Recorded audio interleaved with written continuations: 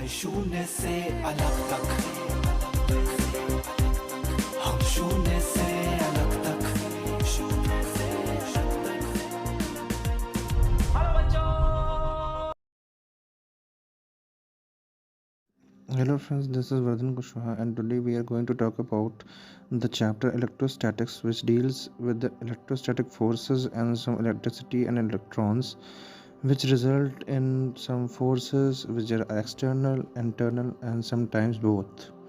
So let's start. सबसे पहले कि जैसे कि वीडियो के थंबनेल में आपने देखा होगा कि ये वीडियो हिंदी में है, तो पूरा हिंदी में नहीं होगा, ये इंग्लिश में होने वाला है। पूरे वीडियो इंग्लिश में होने वाला है और जितने भी मैं फैक्ट्स बताया हूँ उसमें बता रहा हूँ वो सब सेंगेज, एच.सी. वर्मा और पाथफाइंडर से रिलेटेड है। और ये नोट्स अलग सर के ख़जाना वाले जो पोर्शन है फिज़िक्स वाला ऐप में उससे लिया गया है। तो without wasting any time let's get started. सबसे पहले हमें समझना पड़ेगा कि इलेक्ट्रोस्टैटिक आया कहाँ से, क्योंकि अगर तब तक हमें इसका ओरिजिन कहीं नहीं पता चलेगा तो हम नहीं पता लगा पाएंगे कि किसकी शुरुआत कैसे हुई। तो सबसे पहले हम लोग जानते हैं कि इलेक्ट्रोस्टैटिक्स आया कहाँ से। तो सबसे पहले इसकी जो मेन ब्रांच है, मतलब जहाँ से ये शुरू हुआ, वो था इलेक्ट्रोमैग्नेटिज्म। ये इलेक्ट्रोमैग्नेटिज्म। तो सबसे पहले इसे देखा गया कि जो इलेक्ट्रोमैग्नेटिज्म है ये फंडामेंटल फोर्स है नेचर का। मतलब बहुत समय पहले इलेक्ट्रिसिटी और मैग्नेटिज्म जो थे उन्हें सेपरेट माना जाता था और बताया जाता था कि ये सेपरेट फिनोमेना होते हैं। एक साइंटिस्ट थे हैंस क्रिश्चियन ऑरस्टर्ट। उन्होंने ये बताया कि एक दूसरे से ये लिंक्ड है, मतलब इलेक्ट्रिक करंट ही मैग्नेटिज्म को राइज देते हैं। और माइकल फेराडे जिन्होंने एक्सपेरिमेंट किया था, उन्होंने बताया था कि मैग्नेटिज्म जो है वो इंड्यूस इलेक्ट्रिक करंट है। और जेम्स क्लर्क मैक्सवेल ने इन दोनों चीज़ों को एक साथ पुट किया और ये बताया कि दोनों जो चीज़ें हैं वो एक साथ रिलेटेड हैं। फिर उसके बाद मैक्सवेल इक्वेशन आई आगे, जिसने हमें बताया कि इलेक्ट्रोमैग्नेटिक वेव्स एग्जिस्ट करती हैं और इन्हीं के चलते इलेक्ट्रिक करंट बनता है। और जो लाइट हम लोग देखते हैं, महसूस करते हैं, वो लाइट भी एक तरह का इलेक्ट्रोमैग्नेटिज्म ही है। अगर उसे जैसे कि बात करें रेडियो वेव्स से, तो रेडियो वेव्स अलग होती हैं लाइट से। खैर उसकी बात हम नहीं करेंगे, अभी अपने बैक टू टॉपिक। हम ये बात कर रहे थे कि इलेक्ट्रोस्टैटिक्स कहाँ से आए। तो सबसे पहले इलेक्ट्रोस्टैटिक्स जो है वो इलेक्ट्रोमैग्नेटिज्म के अंदर का एक ब्रांच है। उसमें 3 ब्रांचेस हैं, इलेक्ट्रोस्टैटिक्स, मैग्नेटिज्म और इलेक्ट्रोमैग्नेटिक वेव्स। सबसे पहले इलेक्ट्रोस्टैटिक्स की बात करें तो सबसे पहले इलेक्ट्रोस्टैटिक्स में चार्ज होता है जो कि रेस्ट में होता है, और इलेक्ट्रोमैग्नेटिक वेव्स में वो होता है जबकि चार्ज में मोशन में होता है। और मैग्नेटिज्म जब होता है तब चार्ज मोशन में होता है लेकिन यूनिफॉर्म मैग्नेटिक फील्ड में हो, जैसे कि यहाँ पे लिखा हुआ है कि इलेक्ट्रोस्टैटिक्स में जब चार्ज होता है जो तब रेस्ट में होता है तब वो इलेक्ट्रिक फील्ड को जनरेट करता है। इसी को हम लोग इलेक्ट्रोस्टैटिक्स कहते हैं। अब दूसरी बात, मैग्नेटिज्म क्या है। तो मैग्नेटिज्म चार्ज इन मोशन है। जब चार्ज मोशन में आ जाते हैं, डायनेमिक में हो जाते हैं थोड़े से, तब उन्हें हम मैग्नेटिज्म कहते हैं। और इलेक्ट्रोमैग्नेटिक वेव्स सबको पता ही, हम लोग 8 से पढ़ते आ रहे हैं कि क्या होता है।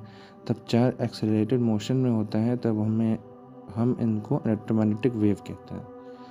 सबसे पहले स्टार्ट करते हैं फिर एटम से। तो क्लास 7th 8th से हम पढ़ते आ रहे हैं कि जो एटम होता है उसमें 2 पार्ट होते हैं, न्यूक्लियस और एक्स्ट्रा न्यूक्लियर पार्ट। न्यूक्लियस के 2 पार्ट होते हैं, एक न्यूट्रॉन्स और एक प्रोटॉन्स। इसमें प्रोटॉन्स की स्पेलिंग गलत लिखी है, वो बाद में सही हो जाएगी। Extra nuclear part has electron revolving around nucleus. तो एक्स्ट्रा जो न्यूक्लियर पार्ट होता है वो होते हैं इलेक्ट्रॉन्स जो न्यूक्लियस के अगल बगल अराउंड मतलब कि चक्कर मारते रहते हैं। इन nucleus the number of electrons equal number of protons, ये सबको पता है। तो आगे हम बात करते हैं चार्ज की। It is an intensive intrinsic property of a material due to which it produces electrical and mechanical behavior.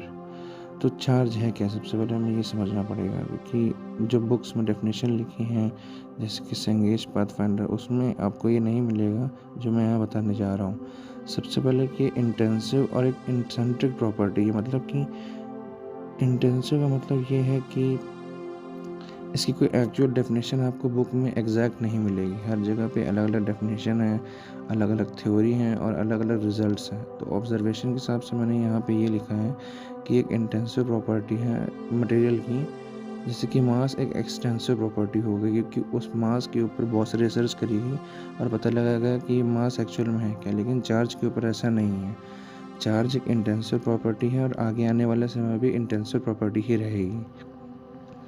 ये इलेक्ट्रिकल और मैकेनिकल बिहेवियर प्रोड्यूस करती हैं, जैसे कि यहाँ पे लिखा है। ये एक स्केलर क्वांटिटी है, एसआई यूनिट है कूलम और सीजीएस यूनिट है कूलम स्टैट।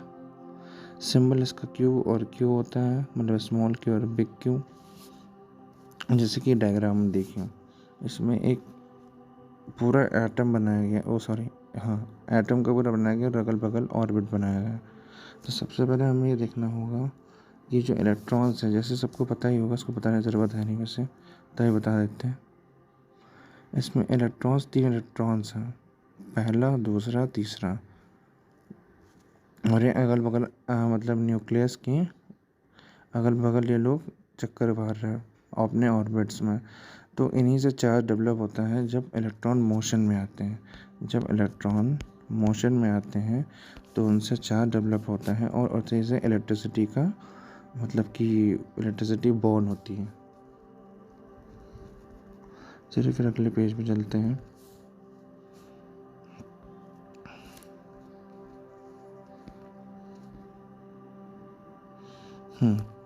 तो बात करते हैं टाइप्स ऑफ चार्जेस की, प्रॉपर्टीज़ ऑफ चार्ज की।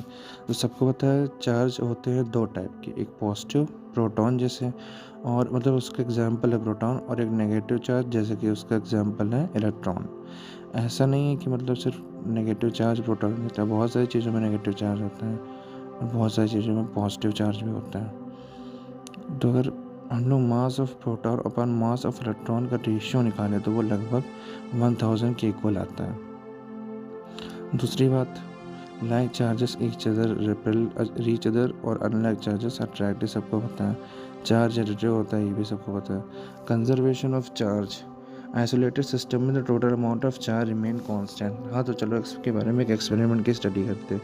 एक जैसे एक बॉक्स लिया गया, उसमें 3 चार्जेस लिए गए, 3 बॉल्स ली गई, तो उन्हें बॉल्स को शेक कर दिया गया। अब बॉल्स की पोजीशन बदल जाएगी, लेकिन बॉल्स तो नहीं बदल जाएंगी ना, कि बॉल्स ही बदल गई मतलब ABC तो उसमें D आ गया या C निकल गया, ऐसा नहीं होता ना। तो उसी तरह से मतलब कि जो चार्जेस होते हैं उनमें भी यही होता है, वो चार्ज सिर्फ ट्रांसफ़र हो सकता है, कंजर्व वो रहता ही है। इसी को हम लोग कहते हैं कंजर्वेशन ऑफ चार्ज। अब बात करते हैं क्वांटाइजेशन ऑफ चार्ज की। अब बात करते हैं क्वांटाइजेशन ऑफ चार्ज की। सबसे पहले देखना पड़ेगा कि चार्ज होता क्या है, मतलब चार्ज क्या होता है मैंने आपको बता दिया, लेकिन ये नहीं बताया कि क्वांटाइजेशन ऑफ चार्ज क्या होता है। सबसे पहले बताता हूँ कि देखिए क्लास 11 में हमने पढ़ा हुआ है क्वांटम के बारे में। तो क्वांटम क्या होता है? क्वांटम कुछ नहीं, बस सिंपली पैकेट्स होते हैं। क्वांटम का मतलब होता है पैकेट्स। जैसे कोई भी चीज़ है तो वो हमेशा कंटिन्यू उसमें नहीं आएगी। जैसे सनरेज यहाँ आती हैं धरती पे तो वो कंटिन्यू नहीं आती, उसमें पैकेट्स में आती हैं, वो पैकेट्स के अंदर आती हैं। तो मतलब वही लिखा हुआ है कि charge travel in small packets and the amount of charge in 1 packet equal to 1 charge of electron. मतलब कि जो चार्ज होता है इलेक्ट्रॉन का, एक इलेक्ट्रॉन का चार्ज एक इलेक्ट्रॉन के चार्ज के बराबर, मतलब कि आप ये समझ सकते हैं 1 packet equals to 1 electron charge.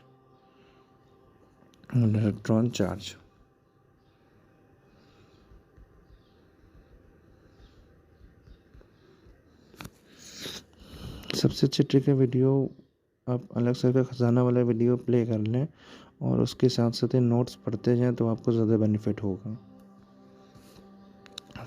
अब देखिए इसमें एक नई चीज़ बताई गई है, बहुत ही इंपॉर्टेंट है।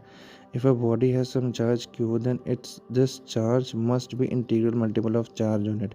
जैसे इंटीग्रल मल्टीपल तो आप समझ गए होंगे, जैसे 2 का होता है 4, 6, 8, तो वैसे ही यहाँ ये होना चाहिए। जैसे इसमें 1.6 है तो 1.6 का इंटीग्रल मल्टीपल क्या होगा? 3.2, 4.8, ऐसे 5.4, ऐसे करके 9.0 सॉरी, तो ऐसे करके ही होगा। और अब तक आप इनका रेशियो निकालेंगे तो अलग सर के वीडियो में दिखाया भी है। उन्होंने एक एग्जांपल लिया था जिसमें उन्होंने चार्ज की तो वैल्यू पुट करी और एक बॉडी ली तो उसका जो रेशियो आया वो इंटीग्रल मल्टीपल था, और साथ में वो एक इंटीग्रल वैल्यू आई थी, वो पॉइंट में वैल्यू नहीं आई थी, मतलब फ्रैक्शन और डेसिमल वैल्यू नहीं आई थी। चलिए आगे कंटिन्यू करते हैं।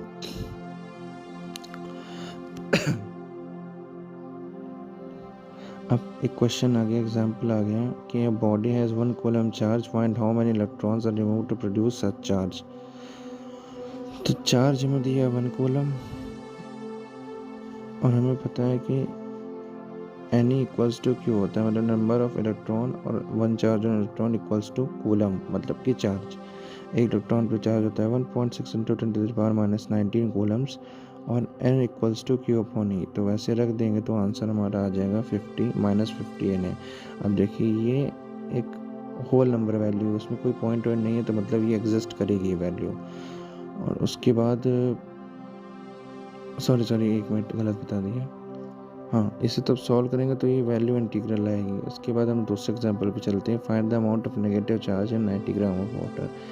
ये थोड़े एडवांस लेवल क्वेश्चंस हो गए, क्योंकि ये सेंगेज में दिए हुए हैं। इस वजह से अगर आपने नहीं समझ में आता तो आप इन्हें गूगल करके सर की वीडियोस देख लीजिएगा, उसमें आपको ये बताया गया है कि कैसे क्या सोल्यूशन करना है। तो मैं यहाँ पे अब इसको बताता हूँ।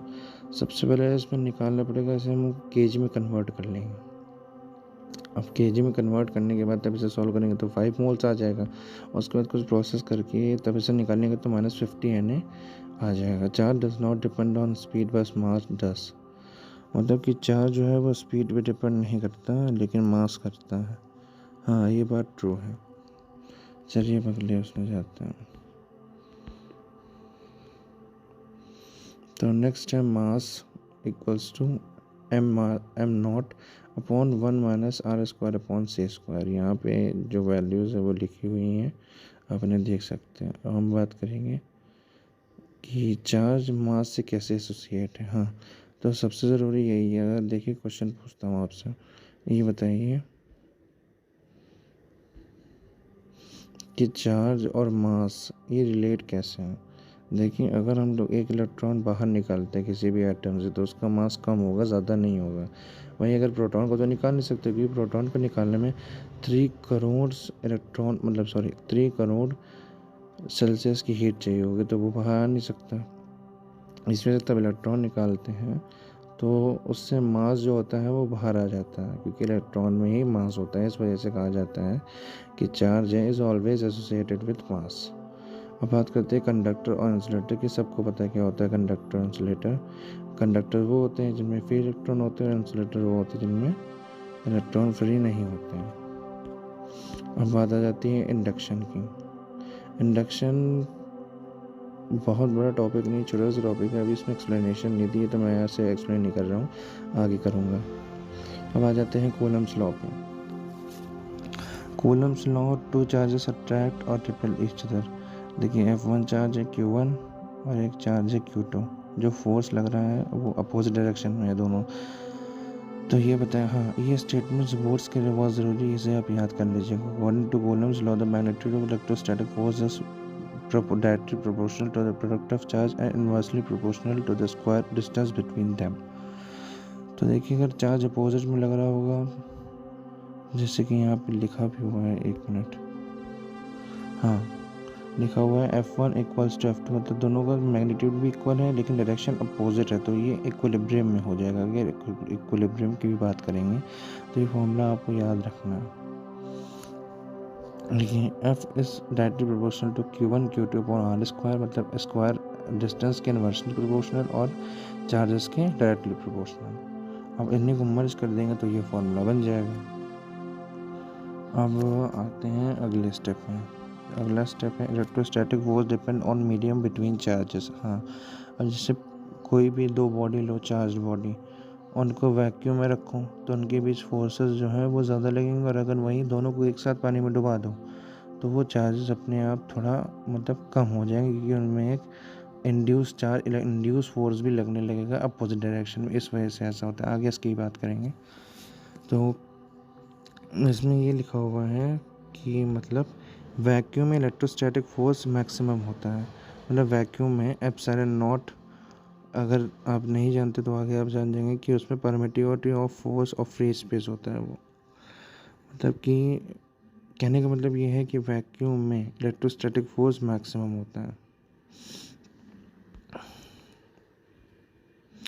अब बात करते हैं के की। तो के को हम कहते हैं डायरेक्ट्रिक कांस्टेंट। के को क्या कहते हैं? डायरेक्ट्रिक कांस्टेंट। इसकी वैल्यू होती है 1/4 पाई एप्सिलॉन नॉट। एप्सिलॉन मतलब EPSIOLN,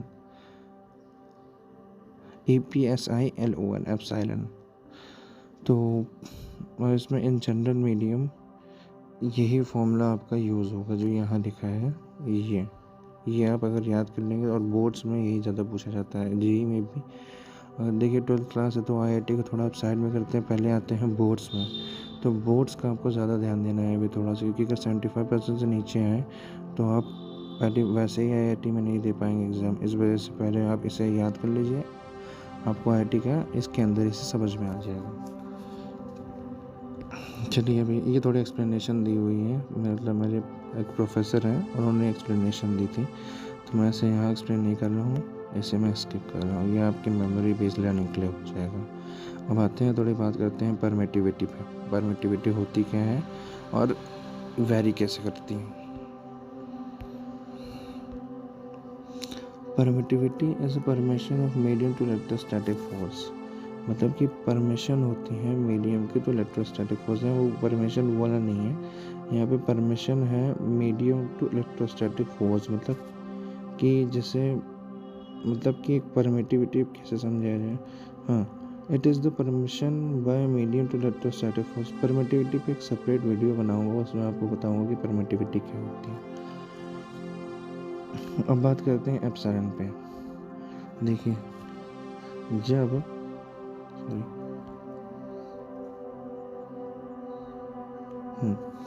जब सिर्फ ई लिखा हो, ऐसा वाला ई, तो उसका मतलब होता है एप्सिलॉन। लेकिन अगर ए के नीचे ये डॉट लग जाए, नॉट लग जाए, तो उसको बोलते हैं permittivity of free space of vacuum और एयर।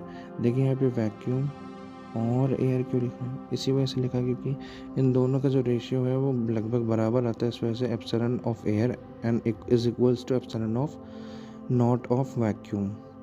तो देखिए, नोट में लिखा भी हुआ है कि permittivity of vacuum and air is different, but difference is negligible. मतलब कि उनके बीच का जो डिफरेंस है वो नेग्लिजिबल होगा। अब आ जाते हैं कंडक्टर पे। ये पोर्शन आपका फिनिश हो गया। अब आ जाते हैं कंडक्टर्स पे। Heavy electron can conduct electricity.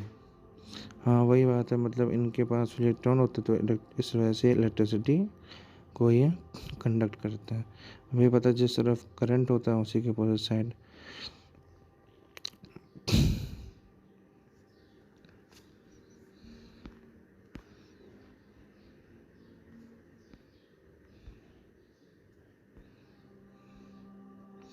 में आते हैं डिस्क्रीट मटेरियल्स में, नहीं डाइलेक्ट्रिक मटेरियल्स में। These materials polarize under the effect of another charge in its vicinity. इसका मतलब ये हुआ कि ये मटेरियल जो होते हैं वो पोलराइज हो जाते हैं effect of other charge. Vicinity का मतलब यहाँ पे हो गया जैसे नेबरहुड, मतलब जैसे पड़ोसी। इन इट्स विसिनिटी मतलब दूसरा तब चार्ज उसके पास आता है तो ये भी चार्ज हो जाते हैं, मतलब ये डाइपोल्स बना लेते हैं अपने अंदर। जैसे ये पार्टिकल मतलब ये ऑब्जेक्ट दिख रहा है, ये बॉडी है और इसके पास एक चार्ज बॉडी लाई गई, तो ये अपने अंदर ही दो डाइपोल्स में डिस्क्रीट हो जाता है।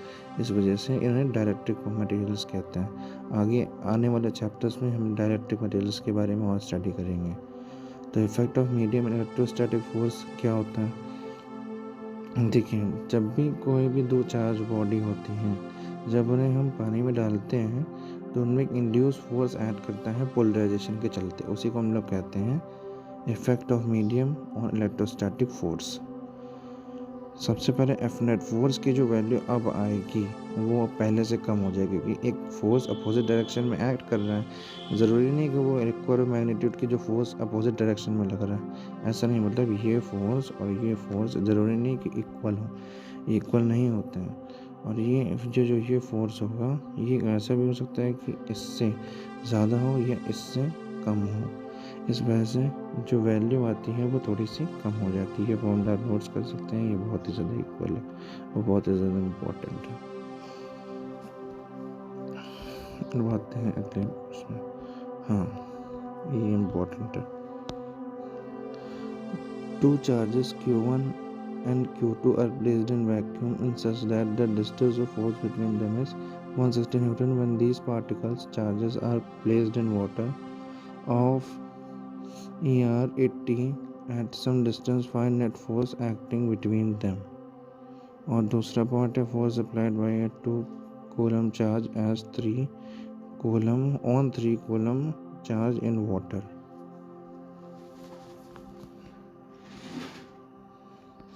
तो इसमें पूरी एक्सप्लेनेशन दी हुई, मैं अभी इसे एक्सप्लेन नहीं कर रहा हूँ, ये आप खुद देख लीजिएगा, कर लीजिएगा तो समझ में आ जाएगा, ये भी एक्सप्लेन करने लायक नहीं है।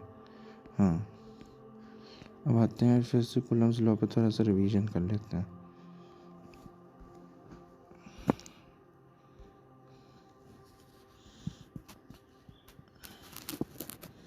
कूलम्स लॉ पे आपको पता था 2 चार्जेस हैं तो उनकी बेसिकली डायरेक्शन मतलब डिस्टेंस r दे दी गई, और जो फोर्स का फॉर्मूला है वो ये हो गया,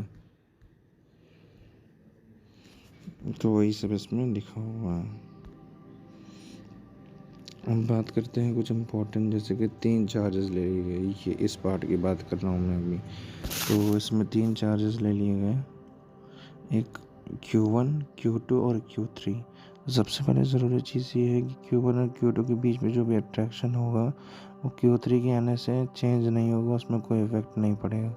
electrostatic force between 2 charges will not change due to the presence of third charge, यही कहा गया है इसमें। नेट फोर्स 0 हो जाएगा अगर कोई भी सिमेट्रिकल चार्ज अगर बगल से उसे सराउंड कर लिया, जैसे ये Q चार्ज है ना, इसे अगर बगल से सराउंड कर लिया गया है दूसरा चार्ज से, तो मतलब ये चार्ज जो है, ये मतलब कि जो ये दूसरा चार्ज है, ये इसकी वजह से इफेक्ट नहीं होगा क्योंकि इसमें नेट फोर्स 0 लगेगा, क्योंकि ये सिमेट्रिकल है। चलिए अब आगे चलते हैं।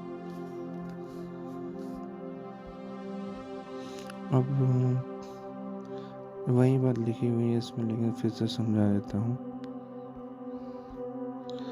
कि ऐसे तो एक चार्ज है कि उधर उसे पानी में डुबाया गया, तो जिस साइड पे चार्ज Q है वहाँ पे जो नेगेटिव चार्ज है वो उसके पास आ गया, इस वजह से वहाँ पे एक फोर्स जनरेट हो गया, और उसकी अपोजिट साइड में एक फोर्स इंड्यूस जनरेट हुआ, इंड्यूस फोर्स जनरेट हो गया।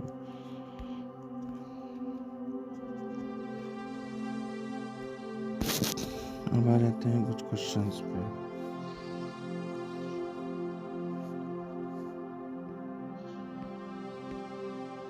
क्वेश्चंस बहुत सारे हैं तो इस पर से मैं अभी इन्हें स्किप कर रहा हूँ। अब आ जाते हैं इक्विलिब्रियम पे, ये 11 का टॉपिक है, तब भी हम सिर्फ इसे देख लेते हैं एक बार। इक्विलिब्रियम,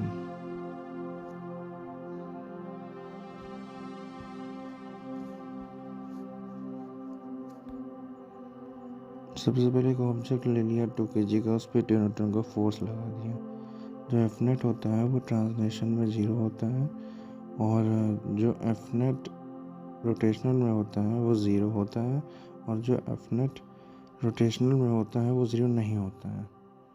देखिए जैसे ये एक ऑब्जेक्ट ले लिया, इस पर चार्ज लगा, इस पर 2 साइड से फोर्स लगा 10 न्यूटन का, और इधर से भी लगा 10 न्यूटन का। तो सबको पता है रोटेट करेगा, लेकिन ये रोटेट कर रहा है तो ट्रांसलेशन में तो नहीं है ना, इस वजह से इसमें जो एफ नेट लगेगा वो 0 नहीं होगा, और जो टाउ होगा टॉर्क वो 0 होगा, क्योंकि इसमें कोई भी मतलब कि कोई भी इसमें ज़्यादा फोर्स नहीं लग रहा है, एफ नेट 0 है। वहीं इसमें बात करें, अगर इसे हम दोनों साइड से फोर्स लगाएंगे, जैसे इस साइड से, एक मिनट, इस साइड से और इस साइड से, तो वो एफ नेट 0 आएगा, लेकिन फिर टाउ 0 नहीं होगा, इस वजह से इसमें अलग आएगा। और आ जाते थोड़ी इम्पोर्टेंट बात पे।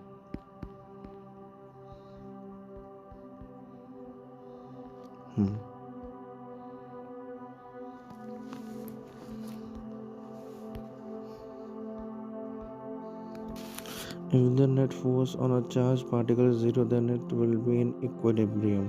मतलब अगर नेट फोर्स चार्ज पे 0 हो गया, दोनों ट्रांसलेशनल रोटेशनल दोनों 0 हो गए, मतलब कि एफ नेट एफ नेट और टाउ दोनों, ये दोनों अगर ज़ीरो होगा तो तभी कहा जाएगा कि जो पार्टिकल है वो इक्विलिब्रियम है। वैसे इक्विलिब्रियम के भी दो पार्ट होते हैं, स्टैटिक इक्विलिब्रियम और डायनामिक इक्विलिब्रियम। वो आप अलग से अगर वीडियो देखेंगे इक्विलिब्रियम पे तो आपको समझ में आ जाएगा। आगे बढ़ते हैं। If the net force on each particle within a system is zero then the whole system will be in equilibrium. तो इसमें ये बताया कि नेट फोर्स पार्टिकल पे सिस्टम पर अगर ज़ीरो है तो होल सिस्टम जो है वो इक्विलिब्रियम में आ जाएगा। अब बात करते हैं थोड़ा इसमें क्वेश्चंस दिए हुए हैं, तो क्वेश्चन सब मैं नहीं करूँगा, क्वेश्चंस के लिए एक सेपरेट वीडियो बनेगी, उसमें मैं आपको क्वेश्चंस बताऊँगा। चलिए फिर इतना ही आज के लिए और मिलते हैं अगले वीडियो में। Thank you.